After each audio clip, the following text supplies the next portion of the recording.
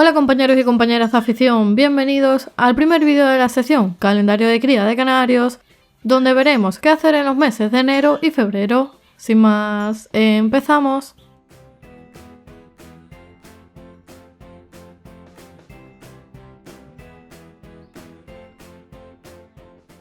Durante los meses de enero y febrero, en un aviario de canarios, los creadores solemos realizar una serie de cuidados y tareas diarias, especialmente destinadas a la preparación de los reproductores para la cría. Es decir, serán los meses en los que formemos y preparemos a las parejas con las que vayamos a criar, prestando especial atención a los puntos que trataremos a continuación.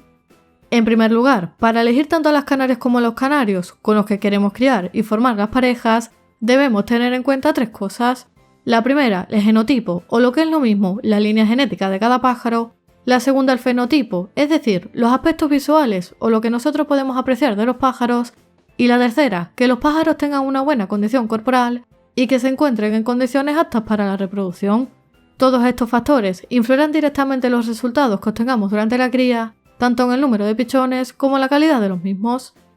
Otra tarea que debemos llevar a cabo durante estos meses es la preparación de las parejas que previamente hemos formado, y para ello los observaremos y recortaremos las uñas y el pico si fuera necesario, les aplicaremos una pomada hidratante y acaricida en las patas y además aprovecharemos para desparasitarlo, tanto externa como internamente, para prevenir y eliminar posibles parásitos que puedan aparecer después durante la cría.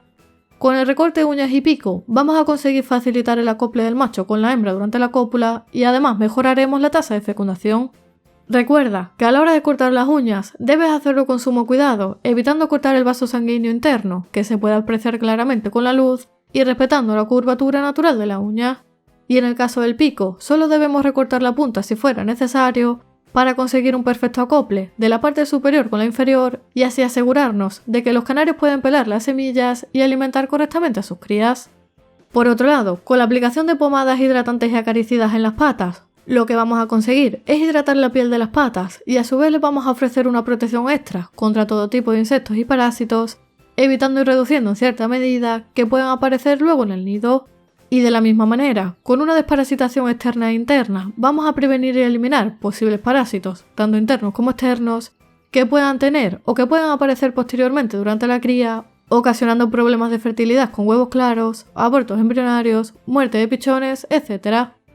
En tercer lugar, la alimentación de los canarios durante los meses de enero y febrero es también un pilar muy importante y su dieta debe ser lo más completa, variada y equilibrada posible, lo que contribuirá a que los canarios por instinto natural vayan entrando en celo y vayan sintiendo la necesidad de reproducirse, puesto que los canarios en libertad crían en aquellos momentos en los que tienen a su disposición una gran cantidad y variedad de alimento, que normalmente viene acompañada con la llegada de las primeras lluvias de la primavera, que es cuando tienen a su alcance muchas más semillas frescas o insectos, con los cuales se van a asegurar de que tienen todas las necesidades nutricionales cubiertas y de que no les va a faltar alimento a sus crías.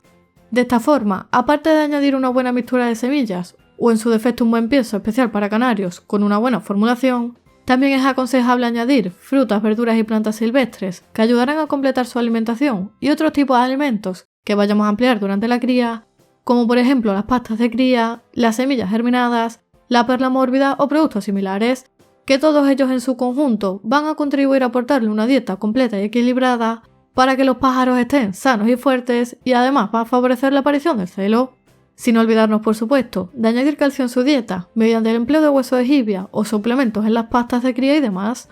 Y por último, si fuera necesario, también podemos administrar suplementos vitamínicos en las pastas o en el agua de bebida que le aporten los minerales que los pájaros necesitan durante la cría y las vitaminas necesarias, tanto para aumentar el celo como para favorecer la maduración de las gónadas, especialmente cuando queremos adelantar la época de cría.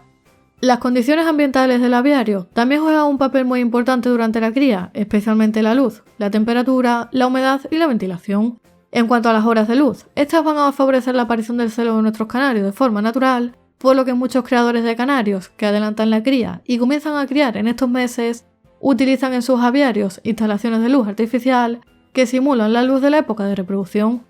Mientras que en el caso de criadores que no utilizan este tipo de iluminación, como es mi caso, lo conveniente es esperar a la llegada de la primavera para iniciar la reproducción, tal y como veremos en el siguiente episodio. A modo de resumen, las horas de luz mínimas para la cría deben ser aproximadamente 12 horas diarias, con una temperatura que ronde entre los 15 y 25 grados centígrados La humedad debe estar en torno al 60% y por supuesto debe haber una buena ventilación que permita la renovación constante del aire para prevenir enfermedades de los canarios. Y por último, es aconsejable que alojemos a los pájaros individualmente en la jaula de cría para que se acostumbren al lugar y a la ubicación de la jaula, para que de esta manera se adapten y se sientan cómodos y seguros cuando comience la cría en los próximos meses. Normalmente, muchos criadores lo que solemos hacer es colocar en un lado al macho y en el otro a la hembra, sin que haya un contacto visual, es decir, sin que se vean pero que se escuchen, para que comiencen a sentirse atraídos uno por el otro, ya que estos estímulos sonoros también van a influir positivamente en la aparición natural del celo de los canarios.